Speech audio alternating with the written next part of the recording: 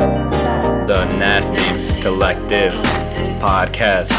Yeah, I said the Nastycollective podcast. What we talking about? Welcome back to the Nastycollective podcast. I think this one's 19, but I could be wrong.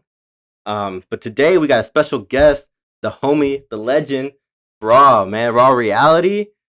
How you doing? Doing good, my man. Thanks for having me. Hell yeah. I think this is the second time that we have you on here. Yep. Last time Nina was on the podcast as well. Yep. No, we kicked her off. So. Yeah. We had to get rid of her. Yeah, she booted. Shout out Nina. Nina's in the studio.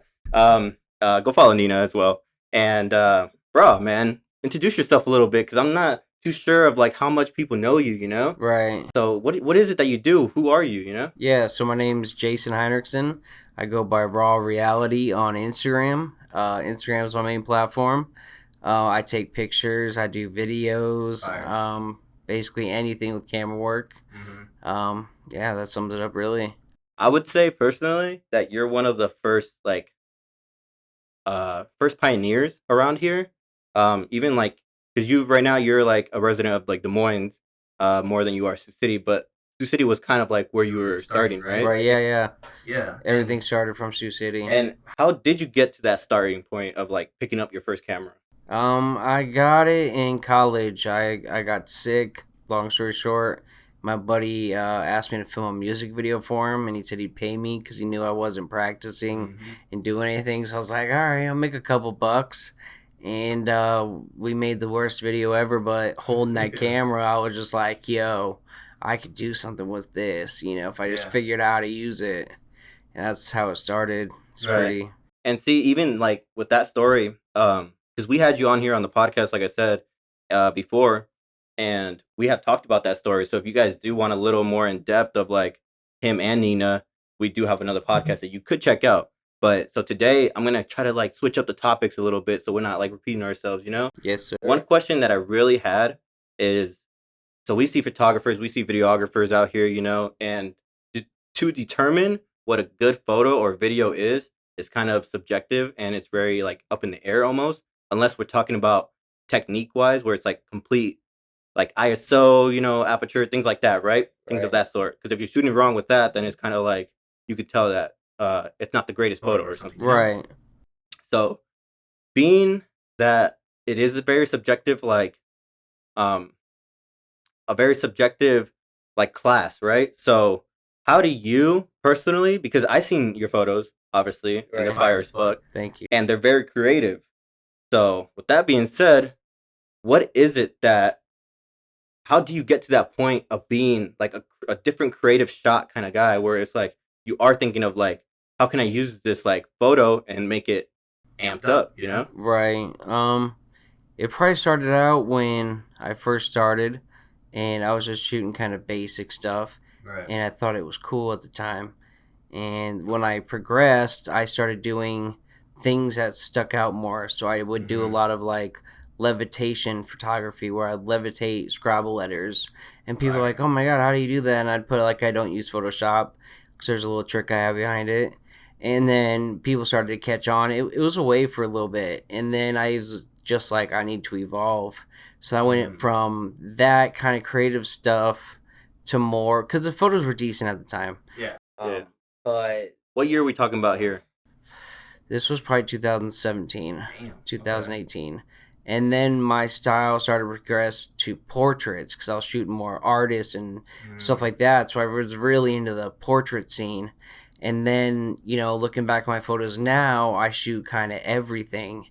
And I feel like I evolved from trial and error, a lot of that, and trying to be creative and, you know, like using external lights to using prisms to we use plastic bags over our lens the other night. And to make it like Euphoria type look. So, I mean, so that's what we always strive to do is, what I do is to do better than what I did last time. Right. But I also see the progression. It's like I had to go through those steps to get where I am now. But the biggest thing is, staying different. It's like keeping up with it. Like as soon as it runs dry, find something new. Yeah. And for photographers, it's not that easy. It's not like I can just be like, okay, I can start a whole new category today. You know what I mean? So with us, we have to be very creative. Yeah. So how do you get to that point of being? Is that just like a natural, like off the cuff? You feel like that, or is it like strategic, planned out? Yeah, it's off the cut, really. Okay. Like, for instance, we had a friend come over and she was supposed to shoot with us. And I was like, I don't really got any ideas. So we went to the thrift store and I bought shit. a $3 suitcase, big red one. Right. And so we're just like walking around downtown with this big suitcase. And I'm like, I don't know what I'm going to do. So I'm like, hey, you should sit in it. And let's put some external lights in it so it looks like you're glowing out of the suitcase. Came like one of my best pictures I've ever taken. And that was just, we saw a spot and we're like, hey, it looks symmetrical. Let's just try this. And she was a great model, great poses, and some of the best shots I've gotten. That's a fire photo too. Thank you. For sure. I might have to like post it up right here just so you guys know what I'm talking about. I would say go look for it, but that's a fire shot for real. Yes, thank you. Yeah, and she killed it. And I think I do also plan shoots, but that's more with Nina's help. Because Nina, she's very good at planning and she has an idea and she wants to do it. Me, I'm more like, let's go out, see what happens.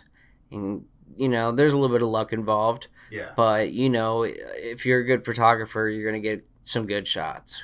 How is it like you guys are basically like a strong ass duo, you know? Yes. How is it working with somebody else on like some creative projects? Is there ever like bumping heads or is it straight like flow with it? We've had some head bumps in the past. When Nina and I work, we usually like to be like the only ones doing it. Like, so say like a wedding or something, like if they hired like 2 wedding people, which I don't know why they'd ever do that or whatnot. It'd be like kind of overstepping us. But basically, when it comes to us, I mean, we do everything together, so it's kind of like a 2-for-1 package. Yeah, and you guys are both really like good with the camera. You know what I mean? You. Yeah. Like in your respected aspects too. And it's like, what is the almost the goal here of like working together to do this? So the goal, my personal goal was always to like go on tour. Yeah. Do the music scene life. And now that I'm getting older and I've been on the tour, I've done all that stuff. And now it's, I think, a pivotal point in my life where I just want to travel with Nina. I think we're going to get an RV camper. Oh, wow. And we're just going to travel the U.S. and take pictures as we go. And basically, I'm going to freelance while I'm gone and then, do jobs on the way. And, take a lot of pictures of Nina. Has that been something that you guys have been like planning for a while? Yeah. It was always been Nina's idea. Yeah. And I was like, I don't know if I could live in an RV, And then I thought about it more and more, and I'm like, man, if I could go to these places to get these photos or drone photos or videos, like that could really set my game up, you know. And I think that's our next step is just traveling and just getting content.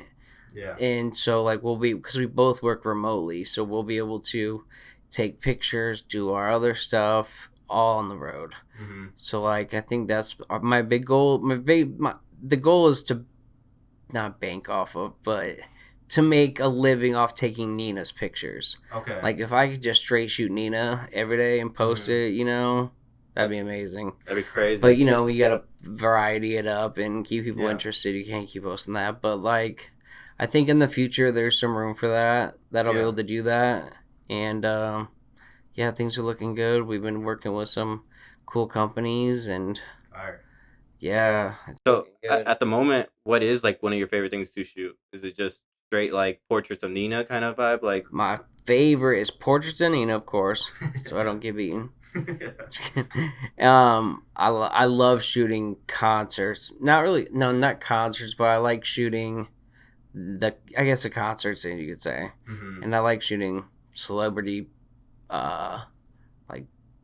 like casual photos, not like with them on stage or them doing this, like maybe me and them together, or I take a photo of them in the back room or they're at their house or somewhere. That's like one of my main things I really like to do. And Because I think I saw you like take a picture of like little Xan one time. Yeah, right? we took like, a couple, and we had him with Nina posing, and had him on the Lambo, and it was pretty cool night. And that was pretty like off the cuff, just on the Lambo. You know, you guys were just like, "Hey, let me pose you up really quick and take these photos." So long story short, we were doing a music video at the gas station, and the police came, and they were like, they just like swatted the whole place, like 12 cop cars and like somewhere on bikes, like motorbikes, and they were like, oh, someone called saying you were trying to burn down a gas station. So I walked the wrong way. I was walking it back to the car once I saw the cops, and the guy looked at me, and I pointed my thumb up, am I good? And he was like, nope, come here. And I was like, oh, shit. So it was like me, Xan, his manager, and another person. We all got detained. Oh, man. And so basically they're like, oh, there's problems with the car, so you're going to have to do, I can't remember what we had to do. And I remember stepping in, I was talking to the police officer. I was like, sir, we have permission from the gas station. We're very sorry. It's just water in the gasoline tank. It was actually champagne. But, we'll leave right away. And he was like, okay, you guys are good, but I need to see your licenses. And I didn't have my license on me, and like nobody else did. So what I had like a quick thought. I was like, I'm gonna call Nina, because she was watching from the car at the gas station. Because we didn't want too many people out, to make a scene, which then a scene happened. But then, so Nina comes over, thinks we're about to get arrested. And we're like, Nina, we need you to drive Xan's car. And Xan was like, Nina, will you drive Xan?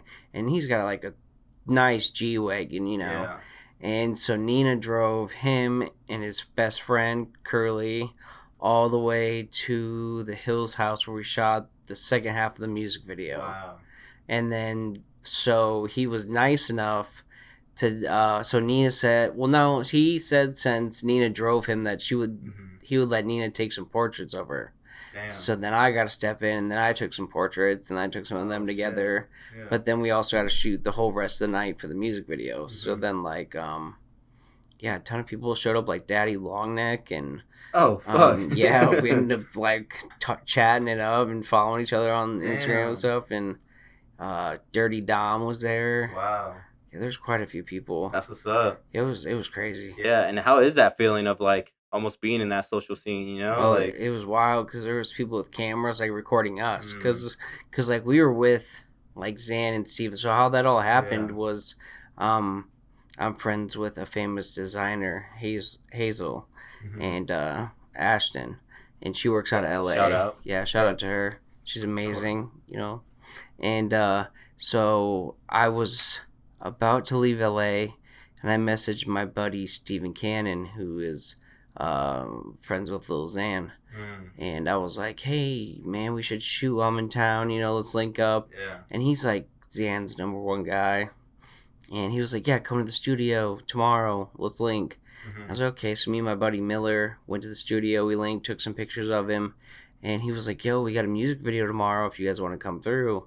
And we're like, yeah, that'd be dope. And Miller, my buddy, was working for Hazel at the time, was like, yo, we could deck you guys out for the video. Right. And he was like, oh, no, really? And Hazel, she only does custom, like, Louis Vuitton, Fendi, Prada stuff. Like, and she's amazing. Damn. And so she decked them all out. She decked, like, Steven out in one of 5 Dior jerseys. Wow. I mean, just flashy stuff. The luck, for real. Yeah, so she really hooked it up for that. And that really made, like, the whole night go perfect. Yeah.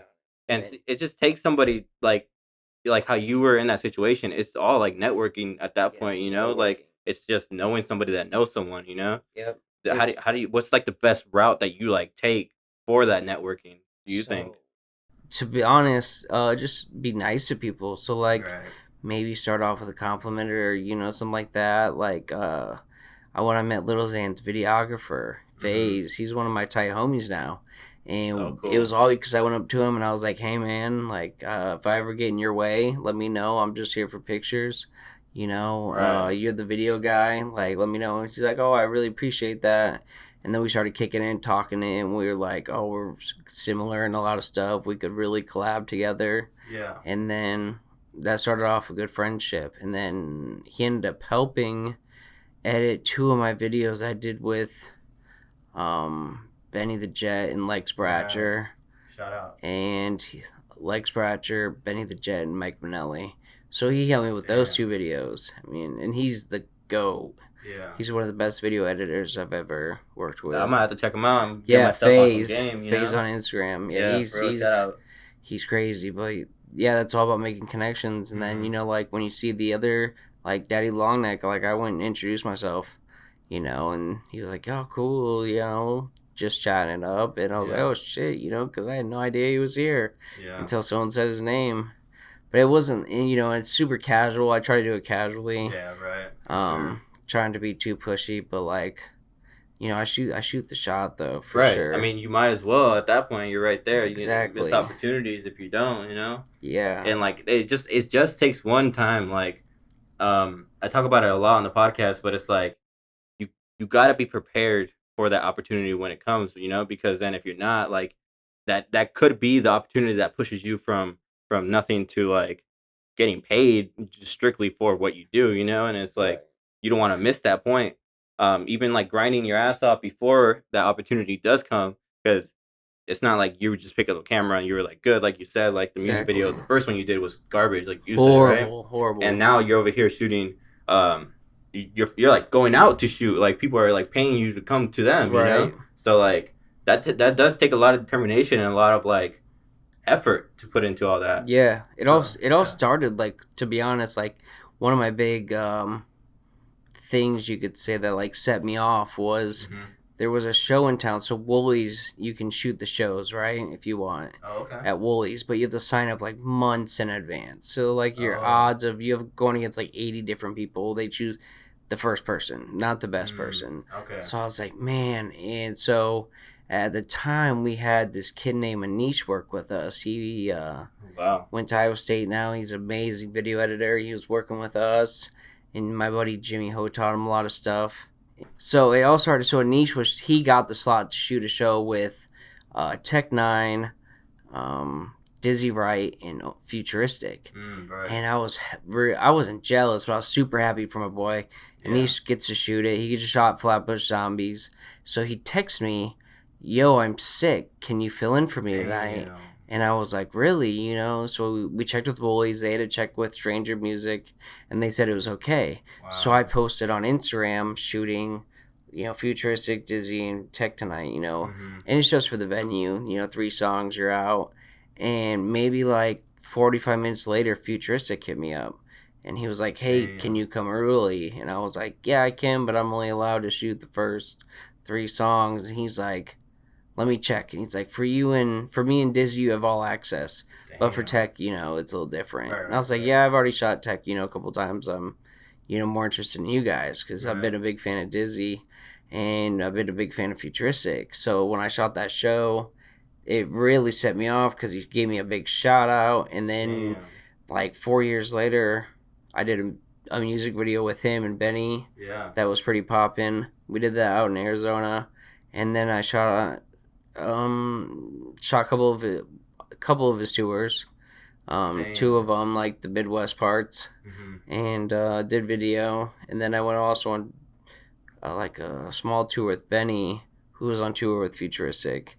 So I mean, we've been like, even when I'm in LA, Futuristic will hit me up, or I'll hit him up, and he'll be like, hey, you want to roll with us? And I'm like, yeah, I'd love to.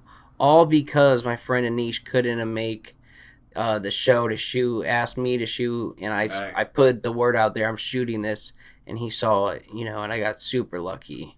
Telling you that opportunity. But I had to be ready, so I had like 3 hours, and I'm calling Be Well, and I'm freaking out, and I'm like, what do I do? You know, he's like, just be real chill, you know, if they smoke, like, take it easy because it's probably, you know, a lot stronger than, you know. And I was like, okay, you know. And it all worked out perfectly. And then we became friends, and, you know, it's, Yeah, because they can't help but, like, almost be attracted to, like, your aura, you know? Because you're just a laid-back, chill dude, man. It's like you don't really try too hard to be anything besides yourself, right? Like, and that's how even I met you, like, to go back on the first podcast that we were talking about. I met you out here in Sioux City. I was just a youngin'. I was like, yo, bro, like, you guys are around, you know, like, is it cool if I tag along on a shoot and shoot you guys for a little bit, you know? And you guys were both like, yeah, fuck it, you know, come through. And even while shooting you guys, you're still putting me on some game, you know, helping me out with my, you know, my tools. You're not just like hating on the little dude just trying to take your photos, you know? Because Right. I've been in that situation before where it's like, I do all this work for somebody and they're like, oh, never mind, man, we don't need that. And I'm like, what? I just put in so much effort, you know? Right. And like, you just big time me, you know? So, like, shout out to y'all because you guys had like hella followers at that moment too, you know? And one big reason why I reached out is because I knew like these guys are popping. So I'm gonna go ahead and hit them up and see what they're about, you know? Right. And to like even like I said, get on some game. And you guys didn't big time me, you know. You guys were just straight up like chill as fuck with me, you know. No. And Yeah. I know even though my photos didn't turn out the best, you guys were still like, hey man, No, like they I were appreciate good, that, you yeah. know. And I was like, fuck, dude, that's pretty cool. Like, it made my confidence go up a little more where I was like, maybe I can do this, you know. Good. Maybe I can shoot some shots, you know. Yeah. And from there, just you progressing. definitely can, and then You you know? turned out well. And you were saying like you were talking to all the Tech 9 guys and everything, or shooting them. I remember Jerry Robinson came out here to perform at Whiskey Dicks. Okay. And I shot a couple photos of him. You know, I was like, you know, fuck it, I'm a sneak up on stage a little bit. So I like went behind him, started recording a little bit, you know, just getting in his way low key because I was just like, man, I'm gonna get these fire shots, you know, Yes. of the homie. So even after the show, like, you know, everybody's around him taking pictures with him, you know, before he gets in his car and everything. You know, they're just like kind of like clout chasing a little bit, you know, Right. Not in a bad way. You just see somebody that's fucking popular and you're just like, shit, let me go talk to him, right? Right. All the artists and everything. So I'm over there, I'm walking towards him, and I'm just standing around, obviously watching everybody like go up to him. And this guy comes to me and he goes, hey man, I appreciate your work tonight, you know? And I was like, shit, dude, that's what's up. And I was just talking to him, chatting him up, you know, saying everything's cool. And he was just like, yo, send me the photo when you know, you're done with it. And so like for him to like step away from the crowd and be like, yo, what's up, little homie, you know? Yeah. He follows me now, you know, and it's like he shot him, or like he sent me to his first one of his listening parties, excuse me. One of his listening parties, I went out there to Kansas City, and I went out there and I was just like, that was a cool ass opportunity, you know? Yeah. I didn't end up going to the listening party that time, but I had hella fun in Kansas City. Oh yeah. You know, I did show up. I just felt like it wasn't my vibe. You know? It was a little too much for me. Where I was like, I gotta step out. Definitely. You know, and we had to wait for him. You know, like I was there late, so I was like, we still were waiting for him. Right. Nothing on him. Not saying anything about him, but it was just like, I got my girl with me. We're in Kansas City. We might as well just go enjoy the fucking night. You know, Yeah. instead of waiting around for some music, which obviously is great, but got life to live. You know. Yeah, I've been in that position. Yeah. So like those moments are really cool when the celebrities, like whatever you want to call it, it's like people are coming out and recognizing you, even before they even see the work, you know. Right. They're still like, damn, I can see the passion, I can see the effort. And that means everything to like small time creators like myself, you know. 100%. I get people that tell me, hey, the podcast is pretty dope, and I'm just like, damn, it is dope then. It is know? dope. Oh, So yeah. I'm like, shit, bro, that's what's up. So that's why I'm like out here just trying as much as I can, because at a certain point, skill can only take you so far, and it's more of like the dedication, the determination that like people will see, you know. Exactly. So I'm just waiting for the rest to follow. If you want it bad enough, it'll come. Mm-hmm. And I learned that all from you guys, man. I'm telling you, 100%. you guys put me on game for real. So it's all respect here, and literally welcome whenever you guys are. You guys are welcome anytime you're in town, basically. Appreciate But you. yeah, friend. you know, so like seeing you guys do all this and going out, living your dreams, you know, the RV trip and everything. What advice do you have for the little homies now that are looking back at us and being like, how can these pioneers put me on game? What's your final statement to tell these homies what you want to say? It's kind of corny, but basically risk it for the biscuit. Yeah. Like, run it. Like, if you're a photographer or if you want to be a photographer, just try as hard as you can. Learn from people who are better than you. Yeah. You know, that's a big thing. Like, I learned from a lot of people. You know, I wouldn't have been where I'm at, you know, if I just thought I knew everything. Definitely. You know, so then having like people that you look up to, so you're like, oh man, that's some amazing work. I really want to recreate that. Yeah. You know, so I think that's a good Just one. follow that, you know? And Yeah. even on my side, like how he was saying, like, take that chip off your shoulder, man. Like, you don't gotta be the best. Especially you know? with the free shoots. Like no one wants to do free shoots, but free shoots really do help. Yeah. Like if there's a benefit there, there's always, because they might know people, you know, that need photos, or they might know, you know, it's just a never ending circle. Yeah. You know, and the free shoots has helped me a lot. You know, like I've done a lot of free shoots and then made money from other clients. You know what I mean? So, and it was more to build a portfolio. Yeah.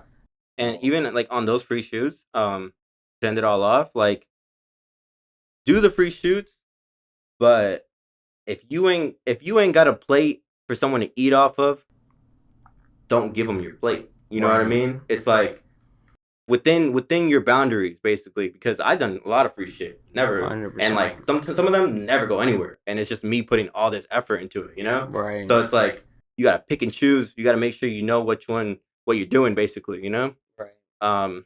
And how you said, like, basically just stay dedicated, never give it up. Dedicated. That's the biggest thing I can say is, like I've had like my parents even say like, "Yo, I think it might be time to give up." You know, but you still have to believe, you know, that you're the best. Yeah. The biggest thing is, even if you're not the best, in the mirror, just tell yourself you're the best. Fake it till you make it. And then you'll fake it till you make it a huge thing, and it works.